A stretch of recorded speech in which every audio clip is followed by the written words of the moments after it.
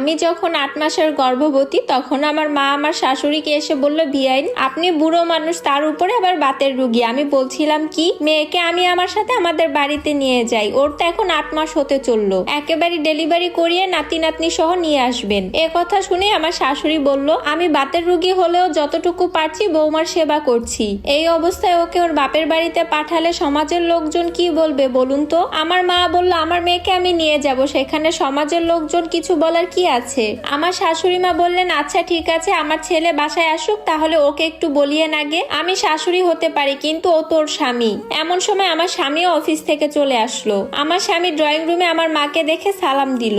আমার মায়ের সাথে কথা বলে আমার স্বামী রুমে আসলো ফ্রেশ হতে। আমি তখন পেটে হাত দিয়ে ব্যথায় কাতরাচ্ছি। আমি আমার স্বামীকে দেখে বললাম, বাচ্চাটা তোমার মতন দুষ্ট হবে। আমার স্বামী বলল, কেন? আমি বললাম, কতক্ষণ পর পর পেটে লাথি মারে। আমার স্বামী তখন হাসতে হাসতে বলল, সম্ভবত আমাদের সংসারে মেসি আসতে চলছে। আমার স্বামী বলল, তোমার মা কখন এসেছেন? আমি বললাম, দুপুরের পরে। এমন সময় আমার মা আমাদের রুমে আসলেন। এরপর আমার মা আস্তে আস্তে সব কথাই আমার স্বামীকে খুলে বলল। এই অবস্থায় যে আমার সেবা যত্নের প্রয়োজন এটা আমার স্বামীকে বোঝাতে লাগলেন। আমার স্বামী সব কথা শোনার পর বলল, আমার মা কি বলেছেন? আমার মা বলল, উনি তো তোমার উপরে ছেড়ে দিয়েছেন। আমার স্বামী একথা শুনে বলল, ঠিক আছে, আপনি যা ভালো মনে করেন তাই করুন, তবে আজকের রাতটা এখানে থাকেন, কাল সকাল ওকে নিয়ে আপনি চলে যায়েন। আমার মা বললেন, বাচ্চা কাচ্চা হয়ে গেলে তারপর তুমি ওকে গিয়ে নিয়ে এসো। এরপর পরের দিন সকালবেলা আমি আমার মায়ের সাথে আমার মায়ের বাসা চলে আসলাম। কিন্তু ভাগ্যের কি পরিহাস, আমি আমার মায়ের কাছে আসার 2 দিন পরই আমার মা স্ট্রোক করলো। আমার মায়ের বাঁ দিক অবশ হয়ে গেল। আমার মা আমাকে নিয়ে এসেছিল আমার দেখাশোনা করার জন্য, কিন্তু এখন উল্টো আমি আমার মাকে দেখাশোনা করছি।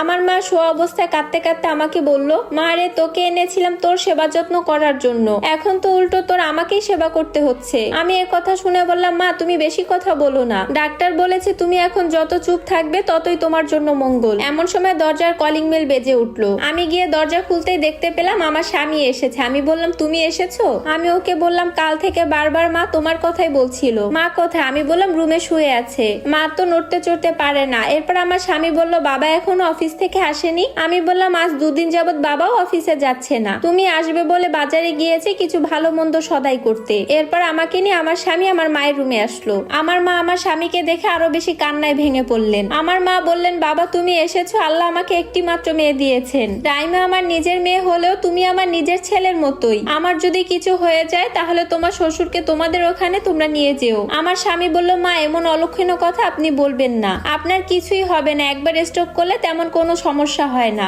উন্নত চিকিৎসা করলে আপনি ভালো হয়ে যাবেন। এরপর আমার মা আমাকে বলল, রাইমা জামাই অনেক দূর থেকে এসেছে, জামাইকে একটু নাস্তা পানি দে। এরপর আমি আমার স্বামীকে নিয়ে ডাইনিং টেবিলের দিকে চলে গেলাম। ডাইনিং টেবিলে নাস্তা করতে করতে আমার স্বামী আমাকে বলল, সন্তান জন্মের পরই তুমি বাড়িতে চলে এসো। আমি বললাম, বাবা সারাদিন চাকরিতে ব্যস্ত থাকে, ছোট ভাইও ভার্সিটি আর টিউশন নিয়ে দিনভর ব্যস্ত থাকে, গোটা দিন মাকে দেখার জন্য কেউই নাই। এই অবস্থায় মাকে একা রেখে আমি কি করে ওই বাড়িতে যাই? আমার স্বামী রেগে গিয়ে বলল, কি বলতে চাও তুমি? আমি বললাম, মা কিছুটা একা একা হাঁটতে পারলে আর উঠতে বসতে পারলে আমি তখন এখান থেকে চলে যাব, সেই পর্যন্ত আমি এখানেই থাকবো। আমার স্বামী বিরক্ত হয়ে বলল, তোমার মায়ের আরো স্বাভাবিক অবস্থা হয়ে আসতে আরো 6 মাস লাগবে, ততদিন থাকবে তুমি এখানে? আমি বললাম, 6 মাস লাগবে না, ডাক্তার বলেছে 2 মাসের মধ্যেই মা সুস্থ হয়ে যাবে। আমি যেহেতু বাড়িতে যেতে চাচ্ছি না তাই আমার স্বামী অনেক বেশি রেগেছিল। এর পরের দিন সকালবেলা ওদের বাড়িতে চলে যায়। আমার স্বামী তাদের বাড়িতে ঢুকতেই দেখতে পেল তার ছোট ভাই ডাক্তারকে নিয়ে বের হচ্ছে। ডাক্তার আমার স্বামীকে দেখে বলল, পিয়াস তোমার মায়ের অবস্থা বেশি ভালো না, ওনার সেবা যত্ন করার জন্য একজন মহিলা দরকার। তাই আমার স্বামী সিদ্ধান্ত নিল কয়েকদিন পরে গিয়ে আমাকে নিয়ে আসবে। আমার স্বামী যেদিন আমাকে নিয়ে যেতে আসলো সেদিন আমার মা বাচ্চাদের মতন কাঁদলো। আমার মা বারবার আমার হাত ধরে বলছিল, তুই চলে গেলে আমি মরে যাব, একদম মরে যাব। আমি কেঁদে দিয়ে বললাম, মা গো, মেয়েদের জীবন এত